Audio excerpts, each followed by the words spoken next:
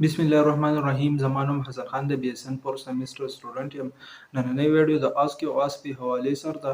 د کیمبیو د طرفه د BSN 2022 year بیچ لپاره نیو نوټیفیکیشن راغلی دی چې د هغوی د تیوریټیکل ایگزام نه پس به د پریکټیکل ایگزام یې د آسکي او آسپي. نو اوس آسکي څه ته وایي، آسپي څه ته وایي؟ آسکي سټینډ فار Objective Structure Clinical Examination. ASPE stand for Objective Structure Practical Examination. په دې دوانو کې ډیفرنس دا دی. Objective Structure Clinical Examination په دې کې بس تاسو د هغه سکلز تاسو کوي، هغه سکلز به تاسو پرفارم کوي کوم چې تاسو په کلینیکل سایت کې چې په هاسپټل سایت کې هغه پرفارم کوئ. Objective Structure Practical Examination کوم آسپي چې دا په دې کې بس تاسو نه د هغه سکلز ایگزام اخلي کوم سکلز چې تاسو په کلینیکل سایت په هاسپټل سایت نه پرفارم کوئ، هغه تاسو صرف په کالج کې چې دا هغه د هغې پریکټیکل کوئ، هغه زده کوئ. لکه مونږ په مایکروبایولوژي کې ګرام سټینینګ کوو، یا په بایوکیمستري کې مونږ څه سکلز کوو، یا په اناټمي اینډ فزیالوژي کې مونږ ډیفرنٹ کم بونز چې دي، کم ارګنز چې دي، هغه سټډي کوو په لیب کې.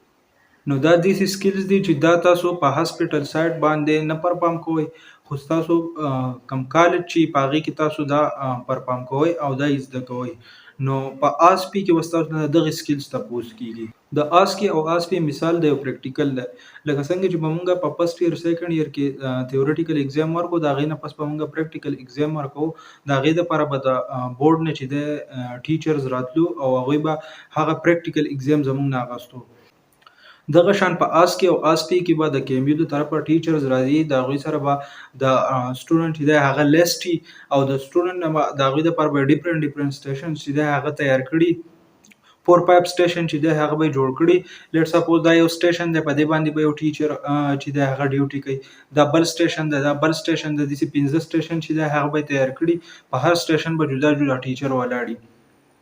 اوس مونږ د فرست ایئر او سیکنډ ایئر کوم ایگزام چې به ورکوو پریکټیکل ایگزام، نو په هغې کې به د چا پریکټیکل چې دی هغه به وشو، هغه کس به راووتو او بل کس ته به ووایي چې زما نه دا کوېسچن. نو د دې آسکي او آسپي کوم ایگزام چې دی د دې به جدا جدا سټیشن وي. سټیشن 1 نه واله سټیشن 5 پورې به دا سټیشن وي. د دې لپاره به یو خاص ویټینګ ایریا وي. په هغې ویټینګ ایریا کې به سټوډنټ چې دی هغه ویټ کوي. د یو سټوډنټ به نمبر راځي، سټیشن 1 ته راغی، سټیشن 1 کې به د هغه نه کوېسچن چې دی هغه وشي. لیټ سپوز سټیشن 1 باندې د هغه اناټامیک ماډل هغه ته یې ښودي، په هغې اناټامیک ماډل کې به د کوېسچن وشي. بیا د دې به خاص سپیسیفیک ټایم وي. د هغې سټیشن 1 ټایم ختم شو، سټیشن 2 ته به راشي، په هغې باندې به بل ټیچر ولاړ وي. سټیشن 1 ته چې دی بل سټوډنټ به د ویټینګ ایریا نه راشي. دغه شان به سټیشن 2 نه سټیشن 3 ته ځي او داسې پای.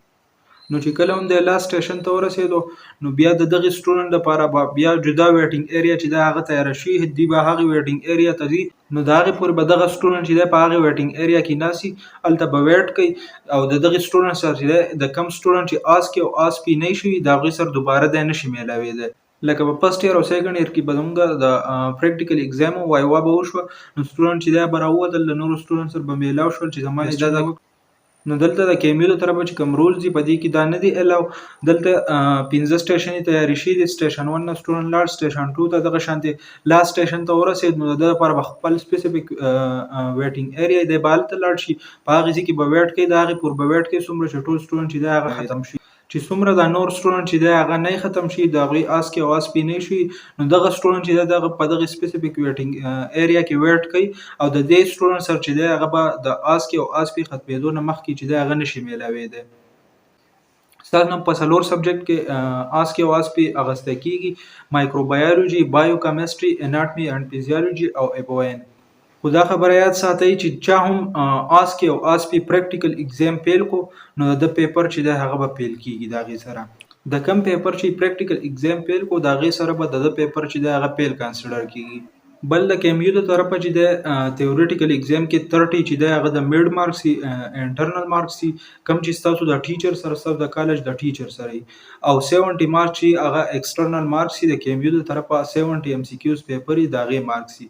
دغه شان په پریکټیکل ایگزام کې به 100 مارکس وي، 30 مارکس چې دی هغه انټرنل دي او 70 مارکس چې دی هغه ایکسټرنل. دا 30 مارکس چې دي دا تاسو له ټیچر چې دی هغه د خپل طرفه به درکوي.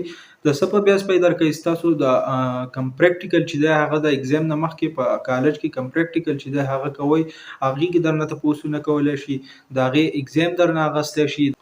څنګه چې په دې فاینل ایګزام کې سټیشن وي داسې سټیشن چې دا ستاسو دپاره تیارولی شي، داسې ایګزام درنه اخیستی شي. نو دغه 30 مارکس چې دا د انټرنل مارکس چې دا ستاسو د کالج د ټیچر سره وي، او 70 مارکس چې هغه ایکسټرنلي هغه د کیمبیو سره وي.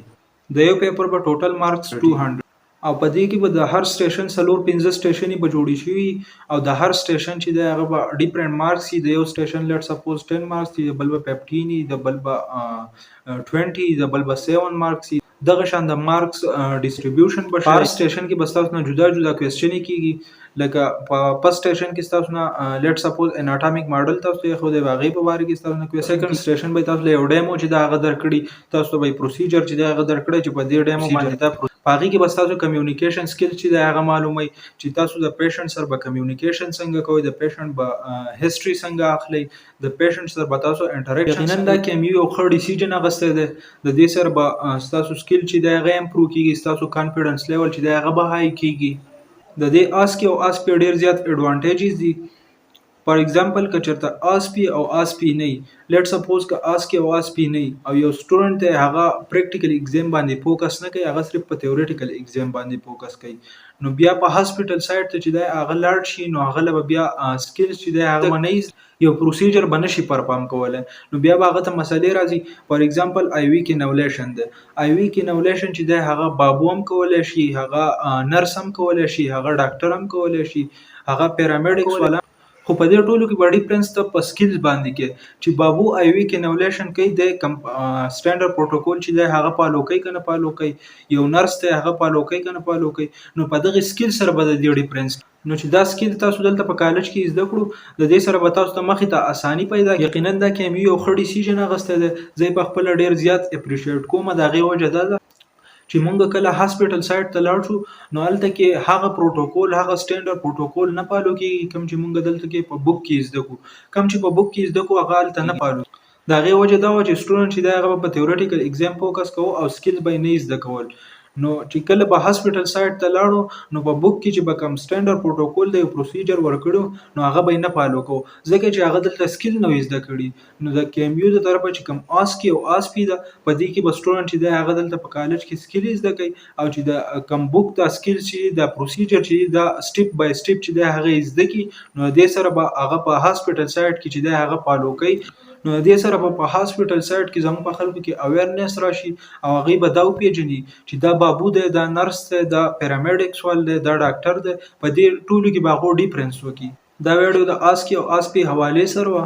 زیاتره سټوډنټ چې دی هغه کنفیوز و چې آسکي او آسپي څه ته وایي او د دې ایګزام به څنګه وي او د دې کوم سټیشن چې دی هغه به څنګه وي، د هغې ټایم به څومره. دا یو خبره په اخره کې بله یاد وساتئ چې کوم سټیشن چې دی د آسکي او آسپي دپاره تیار کړی شوي، نو هغه به دوه، یو به ابزرویبل یو به نان ابزرویبل. ابزرویبل مین په هغې کې به تاسو ته یو ډیمو، یو اناټامیک ماډل، یو ارګن چې دی هغه درکړی، د هغې په باره کې به ستاسو نه کوېسچن وي. نان ابزرویبل مین په هغې کې به ستاسو نه وایوا اخلي. د هر سټیشن چې دی هغه به جدا جدا مارکس وي، د یو سټیشن 5 مارکس وي، د بل به 15 مارکس وي، داسې ډیفرنٹ مارکس چې دی هغه ډسټریبیوشن به وي. د دې ټایم به څومره هغه بیا په ایګزامینر باندې ډیپینډ کوي چې تاسو له څومره ټایم درکوي، ستاسو نه څومره کوېسچنې کوي.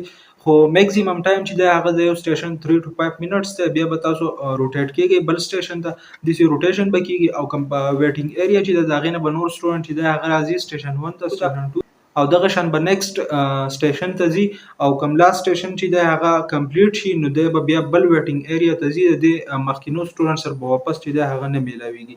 د هغې پورې څومره چې دا سټوډنټ چې دی د دې آسکي او آسپي کمپلیټ شوي نه وي. نو دا یو شارټ ویډیو د آسکي او آسپي حوالې سره. که د چا څه قسمه کوېسچن وي تاسو په کمنټ سیکشن کې تپوس کولی شئ. تھینک یو ویری مچ. الله حافظ.